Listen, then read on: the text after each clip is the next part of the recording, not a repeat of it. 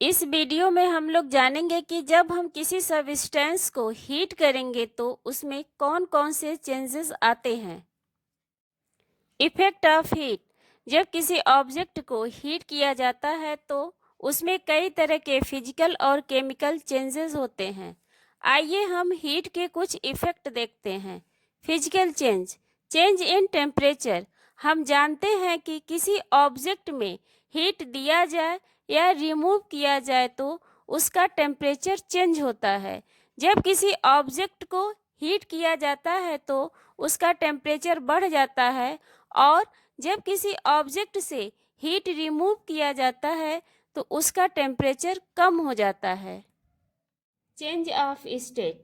Suitable condition में जब हम किसी ऑब्जेक्ट को हीट देते हैं या उससे हीट रिमूव करते हैं तो उस ऑब्जेक्ट का स्टेट चेंज हो जाता है। फॉर एग्जाम्पल, अगर हम ट्रे में पानी रखकर उसे फ्रीज में रख दें तो वाटर आइस के फॉर्म में चेंज हो जाएगा। आइस सॉलिड है और वाटर लिक्विड के फॉर्म में है, तो यहाँ वाटर लिक्विड स्टेट से सॉलिड स्टेट में चेंज हुआ है। और अगर वाटर को हीट किया जाए तो पहले वाटर बॉयल होता है और फिर स्टीम में कन्वर्ट हो जाता है। हम जानते हैं कि स्टीम गैसियस स्टेट में है, तो यहाँ वाटर लिक्विड स्टेट से गैसियस स्टेट में चेंज हुआ है। Thermal expansion. अधिकतर सॉलिड, लिक्विड और गैसेस गर्म होने पर एक्सपेंड हो जाते हैं यानी फैल जाते हैं। इसी फेनोमेनन को थर्मल एक्सपेंशन कहते हैं। फॉर एग्जाम्पल, जो कार्ट के व्हील में रिम होता है उसे व्हील से थोड़ा छोटा बनाया जाता है और जब रिम को हीट किया जाता है तब ये रेड हॉट होकर फैल जाता है और व्हील इसमें आसानी से चला जाता है। और जब रिम ठंडा हो जाता है तब रिम अपने ओरिजिनल साइज में आ जाता है और व्हील को अच्छे से पकड़ लेता है। Chemical changes. रिएक्टेंट को हीट करने पर कई केमिकल चेंजेस होते हैं। फॉर एग्जाम्पल, जब हम पोटेशियम क्लोरेट को मैग्नीशियम ऑक्साइड के साथ हीट करते हैं तो ऑक्सीजन बनता है।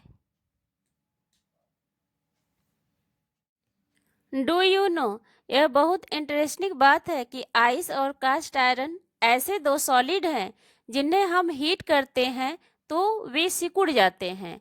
4 डिग्री सेंटीग्रेड पर कोल्ड वाटर को कूल करने पर वह एक्सपैंड हो जाता है यानी फैल जाता है।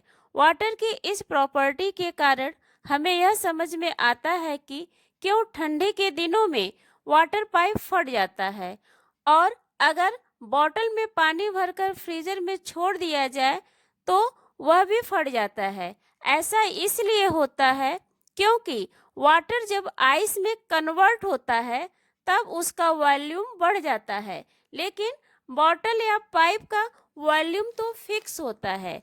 लेकिन आइस का वॉल्यूम तो बढ़ जाता है और वह बॉटल या पाइप के वॉल्यूम को बढ़ाना चाहता है, इसलिए बॉटल और पाइप फट जाता है। वाटर जब ठंडा होता है तो वह एक्सपैंड होता है और इसी कारण एक्वेटिक एनिमल भी जिंदा रहते हैं।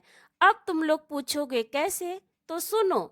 ठंडे इलाकों में जब वाटर आइस में कन्वर्ट होने लगता है तब आइस ओशन के नीचे से ऊपर चला आता है।